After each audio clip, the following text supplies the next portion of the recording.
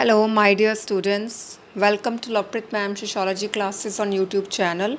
And today we are going to cover the chapter 3, and the name of the chapter is the Understanding Social Institution. This is a very easy chapter because whatever we will read in this chapter, you are properly acquainted because this chapter is related with the day-to-day activities of life and day-to-day affairs of life. So first of all, the name of the chapter as it is shown on the screen, Understanding Social Institution. That what is social institution? Institution कुछ ऐसा है that works according to rules established or at least acknowledged by law or custom.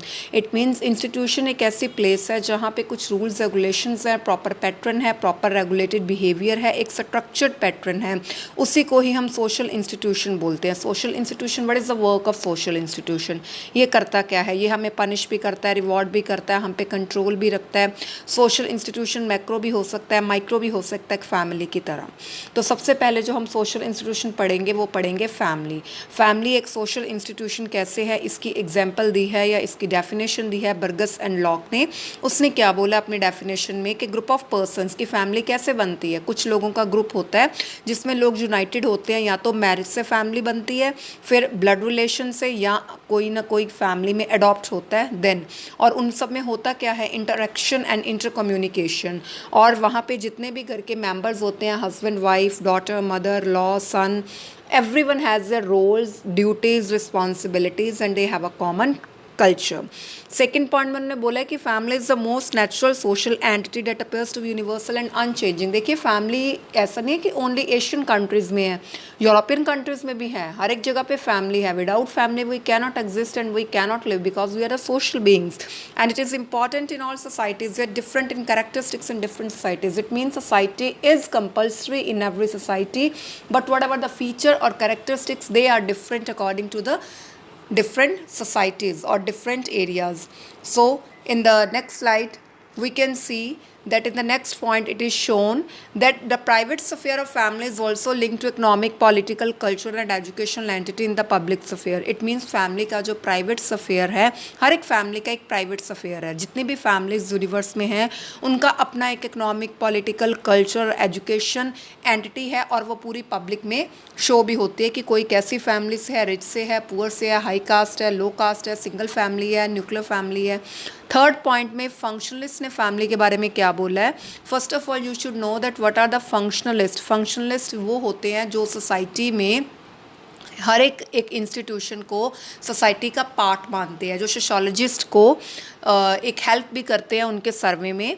तो functionalist का ये बोलना है जो sociology को स्टडी करते हैं कि फैमिली बहुत इंपॉर्टेंट टास्क प्ले करती है. ऑब्वियसली हम सबकी फैमिली, उन सबके इंपॉर्टेंट टास्क हैं, तो वो क्या करती है, what a basic responsibilities of family, कि वो उनको हेल्प करती है सोशल ऑर्डर मेंटेन करने में और हमारी बेसिक नीड्स को भी फुलफ़िल हमारी फैमिली ही करती है. फिर वो ये भी मानते हैं कि आज के टाइम में जो मॉडर्न फैमिली है उसमें जो एक न्यूक्लियर फैमिली बेस्ट मानी गई है. क्यों मानी गई है, लास्ट पॉइंट में बताया, आज की इंडस्ट्रियल सोसाइटी है, क्योंकि एक फैमिली में जो एडल्ट होता है वो घर के बाहर काम करता है और जो बाकी उसकी वाइफ या उसका जो घर के मेंबर्स होते हैं वो होम और चिल्ड्रन की केयर करते हैं. तो आज के टाइम में फंक्शनलिस्ट का ये पर्सपेक्टिव है कि फैमिली बहुत टाइप की है, एक्सटेंडेड है, न्यूक्लियर है, जॉइंट है, बट न्यूक्लियर फैमिली बेस्ट है. तो simple you can add extra points about family according to you, like family is a functional unit, family provide a satisfaction, family give us satisfaction, family provides the recreational activities. All you can write down the points of a family according to you. Next topic है आपका कि characteristics of family. This question will generally covered in 4 to 6 marks कि family के characteristics क्या हैं. सबसे पहले mating relationship. As you know very well that how can a family be made when a man and a women have a mating relationship, physical relationship. As a result there will be a procreation और reproduction and family will create. Second, a form of marriage. Actually a family requires a home. एक family को क्या चाहिए, घर चाहिए, घर का मालिक चाहिए हाउस होल्डर लिविंग के लिए. Without a dwelling place, if someone has no place, that how can be a family exist, or how can one body think that yes there is a family. So first of all there is a need of the home householder, and where child can easily be looked after, or rearing or bearing process can be go smoothly. A system of nomenclature. Actually, every family is known by the name nomenclature. Every family has a lineage, every family has a name, every family has a descent. हर एक का एक nomenclature होता है, हर एक family का एक sir name होता है और उसमें एक head होता है. तो कहीं तो patriarchal है, कहीं matriarchal है. In a patriarchal society there is a man through all the activities of the household or all the decisions are taken by the man, and in a matriarchal family all the decisions and all the household things are considered or taken by the mother. But in India, as you know, that we live in a male dominated society and there is a patriarchal society. In the next slide you can see that fourth what it provides, an economic provision. It means हर एक family को देखिए economic provision तो family is giving, family help us to fulfill our basic and financial needs. Suppose you are the family of the members and you are studying in a school, so who are taking your expenses? कौन ले रहा है आपके expenses? आपकी family ले रही है, तो family obviously provides economic provision. So family है क्या? Last में उन्होंने summarize कर दिया. It is a biological unit employing institutional sex relationship between husband and wife, that if the husband and wife has a legitimate relationship, that it can only be said legitimate only through family, because in our society, in our Indian society, no physical relation is accepted until there is a no family. Until and unless you have no family, there is a no permission of the husband and wife to be. And it is based on the fact of production and nurture of the child. Because why? Because when your family is legitimate, when your relation is legitimate, then your child will be legitimate. So next topic that we are going to cover, functions of family. That's a very easy कि family क्या क्या functions play करती है. Affectional, देखिए whatever you are getting the affection, जो आपको family से सबसे important है कि आपको जो प्यार मिल रहा है family से, जो affection मिल रहा है. Economic function, ये सारे economic functions जो आपके whatever the expenses are taken by your family. Recreational, जितना भी आपका function में आप enjoyment करते हैं वो family के बिना आपका enjoyment नहीं हो सकता. Protective, family आपको प्रोटेक्ट करती है. It provides you safe guard. Religious, घर में जितनी भी आपको रिलीजियस नॉलेज मिलती है वो फैमिली से मिलती है. एजुकेशनल फंक्शन, फैमिली में ये अक्सर जनरली वी यूज़ के mother is the first teacher, हमेशा हम ये सुनते आए हैं. और अब आपको ये एजुकेशन ज़रूरी नहीं कि स्कूल से मिले, आपको ये एजुकेशन अपनी फैमिली से, you can take this education from your mother, from your parents, from your grand parents as well. So essential functions क्या हैं कि चलो ये तो जनरल फंक्शंस हैं. इसेंशियल फंक्शन का फर्स्ट पॉइंट है satisfaction of sex needs.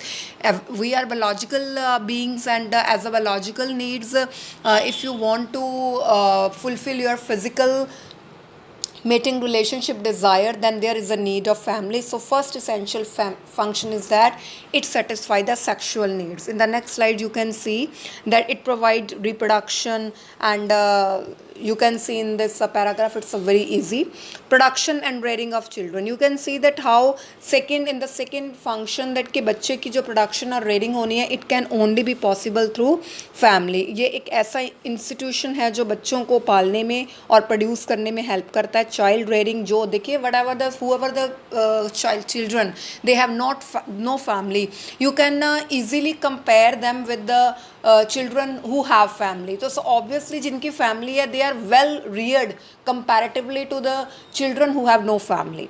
Provisions of a home. So in this what is it is told that कि यहाँ पे क्या मिलता है? Provision मिलता है, home मिलता है. family के बिना आपको घर नहीं मिल सकता. अगर if you want have a dwelling place, if you want a place to live in, that there is need of the home, तो यहाँ पे आपको home मिलता है. यहाँ पे आपकी सारी economics, financial सारी needs fulfill होती हैं. यहाँ पे आपको heaven लगता है आपका घर. कहते हैं ना कि if you are wandering in the hotels or you are wandering in the hilly areas, but 5-6 days बाद you want to come back to your home, because here it is a family and it provides you security and satisfaction. Now in the next slide, these are the 4 essential functions in question paper. The question can be asked like this, that what are the essential functions, and you have to write these 4 essential functions in your own language. Now come the turn of the non-essential function. Non-essential function में first of all the same point, economic, it provides economic security. Like family में सारे members example दी हुई है कि contribute करते हैं. जैसे जो villages में तो family के members एक दूसरे को बहुत help करते हैं. They cultivate craft, cottage industry, cattle rearing, इस सब में हेल्प होता है. फैमिली हमें इकोनॉमिक सिक्योरिटी तो देगी, हमारी सारी नीड्स को फुलफिल करती है.